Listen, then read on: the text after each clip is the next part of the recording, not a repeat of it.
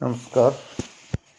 आज हम लोग मौर्यकालीन आर्थिक जीवन पर चर्चा करेंगे। मौर्य साम्राज्य द्वारा भारत का राजनीतिक एकीकरण, शक्तिशाली केंद्रीय शासन व्यवस्था की स्थापना, कठोर दंड नीति, यूनानी आक्रमणों के बाद भूमध्य सागर तक के व्यापारिक मार्गों का खुल जाना, मौर्य द्वारा आर्थिक गतिविधियों को राजकीय प्रोत्साहन इत्यादि, इन सभी कारणों से मौर्य काल में अत्यधिक आर्थिक प्रगति हुई। मेगास्थनीज तथा अन्य यूनानी लेखकों ने मौर्य काल में भारत की समृद्ध कृषि, प्रभुत खनिज संसाधन तथा यहाँ के शिल्पकारों के असाधारण कौशल, इन सब का प्रशंसात्मक भाव से विवरण प्रस्तुत किया है। कृषि, मौर्य काल में भी भारत एक कृषि प्रधान देश था। मेगास्थनीज लिखता है कि कृषक संख्या में सबसे अधिक हैं और वे अपना सारा समय खेती में लगाते हैं। कृषक समाज पवित्र और अवैध अर्थात जिसकी हत्या नहीं की जाए समझा जाता है। चूँकि यहाँ वर्ष में 2 बार वर्षा होती है, एक जाड़े में जबकि गेहूँ बोया जाता है, तो दूसरी गर्मी में जब तिल ज्वार के बोने का उपयुक्त समय होता है। अतः भारतवर्ष के कृषक सदा प्राय 2 फसलें काटते हैं। ये मेगास्थनीज के विवरण से जानकारी हमें मिलती है। कृषि क्षेत्र में मौर्य काल की महत्वपूर्ण देन सिंचाई के साधनों का विकास था। मेगास्थनीज ऐसे पदाधिकारियों का उल्लेख करता है जो नहरों का निरीक्षण करते थे। जूनागढ़ अभिलेख से ज्ञात होता है कि राज्यपाल चंद्रगुप्त के राज्यपाल पुष्यगुप्त वैश्य ने सौराष्ट्र में सुदर्शन झील का निर्माण करवाया। अर्थशास्त्र भी सिंचाई के अनेक साधनों की जानकारी देता है। नदी, तड़ाग और कूप द्वारा सिंचाई, डोल या चरस द्वारा कुएं से पानी निकालकर सिंचाई, बैलों द्वारा खींचे जाने वाले रहट या चरस द्वारा कुएं से सिंचाई, बांध बनाकर नहरों द्वारा सिंचाई, वायु द्वारा संचालित चक्कियों द्वारा सिंचाई। कौटिल्य ने जुती हुई, बिना जुती हुई और ऊंची आदि अनेक भूमि के प्रकारों का उल्लेख किया है अर्थशास्त्र में।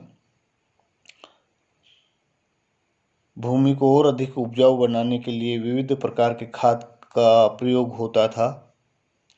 कौटिल्य ने घी, शहद, चर्बी, मछलियों का चूर्ण, गोबर, राख आदि का खाद के रूप में प्रयोग बताया है। कौटिल्य अर्थशास्त्र में प्रमुख उपजों की जो जानकारी देता है उनमें गेहूँ, जौ, चना, चावल, गन्ना, उर्द, मूंग, मसूर, सरसों, मटर, कपास, आलू आदि के नाम उल्लेखित किए हैं, जो परंपरागत रूप से आज भी उत्पादन उनका होता है। पशुपालन, मौर्य प्रशासन में अलग से पशु विभाग की व्यवस्था थी। यह हमें अर्थशास्त्र से ज्ञात होता है। पशु विभाग का कार्य बंजर भूमि में चारागाहों का विकास करना, चारागाहों की सुरक्षा, पंजीयन, पशु आहार की जांच, रोगी पशुओं की चिकित्सा एवं पशुओं के साथ अमानुषिक व्यवहार रोकना। इन कार्यों के लिए विभिन्न अधिकारियों की नियुक्तियां की गई होंगी। अर्थशास्त्र में गौओं का अध्यक्ष एवं अश्वाध्यक्ष का उल्लेख आता है। अशोक ने पशुओं के लिए भी चिकित्सालयों की व्यवस्था की थी, जिसकी हमें उनके अभिलेखों से जानकारी मिलती है। उद्योग एवं शिल्प। मौर्य काल में विविध उद्योग एवं शिल्प विकसित अवस्था में थे। डॉक्टर UN घोषाल के अनुसार अनुकूल स्थितियों के कारण मौर्य शासनकाल में उद्योग तथा देशी और विदेशी व्यापारों में अभूतपूर्व उन्नति हुई। वस्त्र निर्माण संभवतः सर्वाधिक महत्वपूर्ण उद्योग था। अर्थशास्त्र से हमें पता चलता है कि काशी, वंग, पुंड, कलिंग और मालवा सूती वस्त्रों के लिए प्रसिद्ध थे। काशी और पुंड में रेशमी कपड़े भी बनते थे। प्राचीन काल से बंग का मलमल विश्वविख्यात था। बंग जिसको हम कह रहे हैं वो आज का आधुनिक बंगाल की हम बात कर रहे हैं। चीन पट का उल्लेख कौटिल्य के अर्थशास्त्र में है, जिससे ज्ञात होता है कि रेशम चीन से आता था। मेगास्थनीज ने भारतीय वस्त्रों की बड़ी प्रशंसा की। खनन एवं धातु कर्म दूसरा महत्वपूर्ण उद्योग था। खानों से कच्ची धातु निकालने, उसे गलाने, शुद्ध करने और लचीला बनाने की क्रिया की अच्छी जानकारी हो चुकी थी। मेगास्थनीज ने लिखा है कि भूगर्भ में विविध धातुओं का जाल सा बिछा हुआ है। उसके अनुसार इस देश में सोना और चांदी बहुत होता है, तांबा और लोहा भी कम नहीं होता। इनका उपयोग आभूषण, अस्त्र शस्त्र आदि बनाने के लिए होता है। कौटिल्य के अर्थशास्त्र में धातु कर्म का विशुद्ध विवेचन मिलता है हमें। मौर्य काल में कुछ अन्य उद्योग भी उन्नत अवस्था में थे, जैसे रत्नाभूषण कला, काष्ठकर्म, हाथी दांत की कारीगरी, मृदभांड कला और चमड़े का उद्योग। अर्थशास्त्र से ज्ञात होता है कि उद्योग और व्यापार को सक्रिय प्रोत्साहन देना राजकीय नीति का अंग था। घोषाल कहते हैं, अर्थशास्त्र के नियमों से प्रकट होता है कि उस काल में मान लिया गया था कि राज्य की वास्तविक शक्ति कृषि कार्यों, खानों तथा अन्य साधनों में है। कृषि योग्य भूमि, खाने और अनेक प्रकार के जंगल, जल थल मार्गों आदि का होना अच्छे देश का लक्षण माना गया है।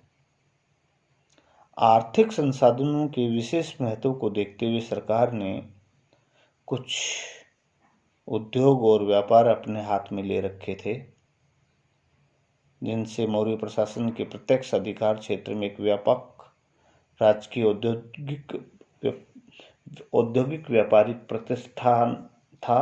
इसमें बहुत ही बड़ी संख्या में कारीगर और व्यापारी लगे हुए थे। अर्थशास्त्र में कौटिल्य राजकीय कर्मशालाओं का उल्लेख करता है, जिनमें शिल्पी पूर्णतया राज्य के निरीक्षण में विविध वस्तुओं का उत्पादन करते थे।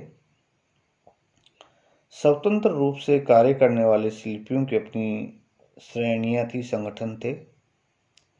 शिल्पकारों को राज्य द्वारा विशेष संरक्षण प्रदान था तथा उनके विरुद्ध किए गए अपराधों के लिए कठोर दंड दिया जाता था।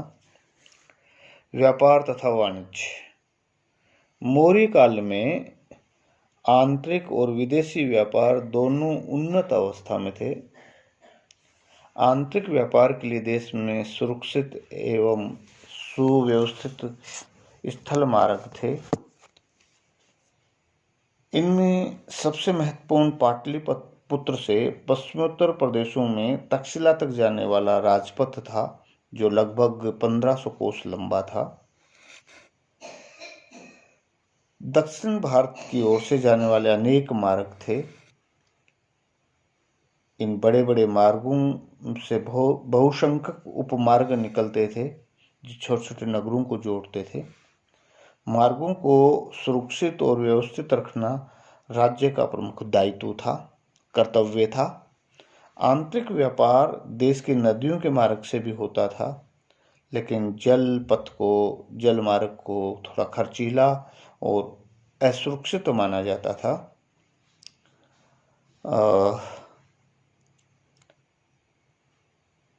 कौटिल्य उत्तरी मार्गों की अपेक्षा दक्षिणी मार्गों को उत्तम मानता है, क्योंकि दक्षिणी मार्गों में चर्म, अश्व, शंख, हीरा, मुक्तामणि, सोना आदि वस्तुएं उपलब्ध होती हैं।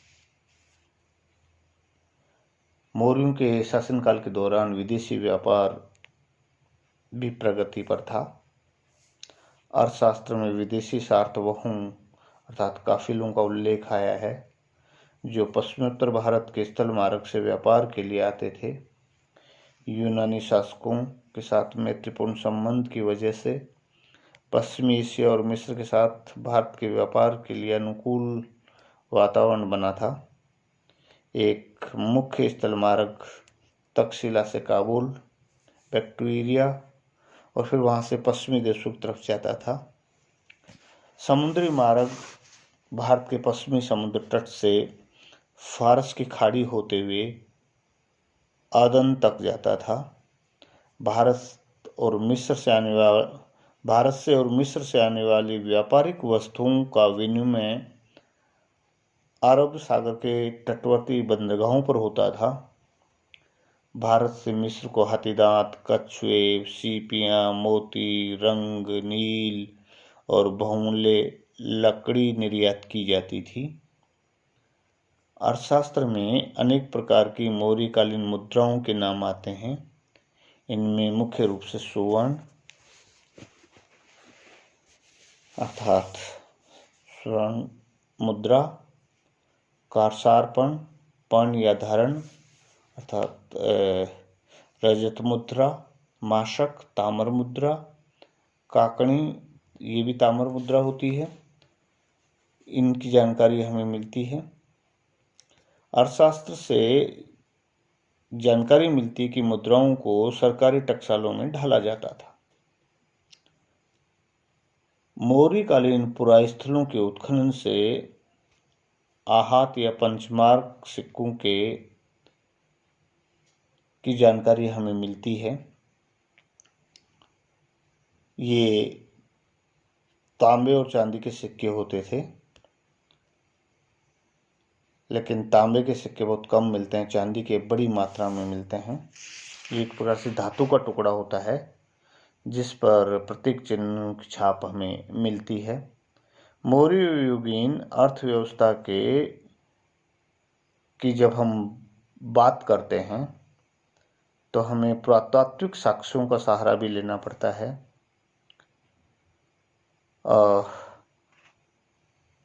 मौर्य युग से संबंधित पुरास्थलों से हमें नॉर्दर्न ब्लैक पॉलिश्ड वेयर पात्र परंपरा की जानकारी मिलती है, जिसे हम उत्तरी काली चमकीली मृद भांड परंपरा कहते हैं। भारत के उत्तर, उत्तर पश्चिम, पूर्व एवं दक्षिण के क्षेत्रों में संस्कृति का हमें प्रसार मिलता है। पाली एवं संस्कृत ग्रंथों में श्रावस्ती, कौशाम्बी, अयोध्या, वाराणसी, कपिलवस्तु, वैशाली, राजगीर, पाटलिपुत्र आदि जिन नगरों का उल्लेख मिलता है, वे सभी मौर्य युग में पर्याप्त विकसित अवस्था में थे। एनबीपी पात्र परंपरा की संस्कृति में लोहे के व्यापक स्तर पर प्रयोग के संकेत हमें मिलते हैं। भारी संख्या में लोहे के विभिन्न उपकरण एवं अस्त्र शस्त्र मिले हैं तथा लौह अश्व को पिघलाने और प्राप्त लोहे को पीटकर उपकरण बनाने की विकसित विधि या तकनीक उस समय मौजूद थी। लोहे के उपकरणों का बड़े पैमाने पर उपयोग इस काल की आर्थिक प्रगति का एक प्रमुख कारण रहा होगा। एनबीपीडब्ल्यू पात्रों के स्थलों से भारी मात्रा में आहत या पंचमार्क सिक्के हमें मिलते हैं, जो कौटिल्य द्वारा मुद्रा प्रणाली के विस्तृत प्रचलन के उल्लेख का स्मरण कराते हैं हमें। ऐतिहासिक काल में पक्की ईंटों और मंडल कूपोरिंग वेल्स का जो प्रयोग देखने को मिलता है वो महत्वपूर्ण है। जब मंडल कूपों के उपयोग प्रारंभ हुआ तो नदी तट पर ही बस्तियां बनाने की अनिवार्यता धीरे धीरे कम होती चली गई। मौर्य काल में बहुत सारे नगर जो बसे वो नदियों को छोड़कर दूर भी बसे। इस प्रकार हम देखते हैं कि मौर्य काल में आर्थिक व्यवस्था बहुत सुदृढ़ और उन्नत अवस्था में थी। आंतरिक व्यापार के साथ साथ बाह्य व्यापार भी जो है बहुत बड़े स्तर पर किया जाता था।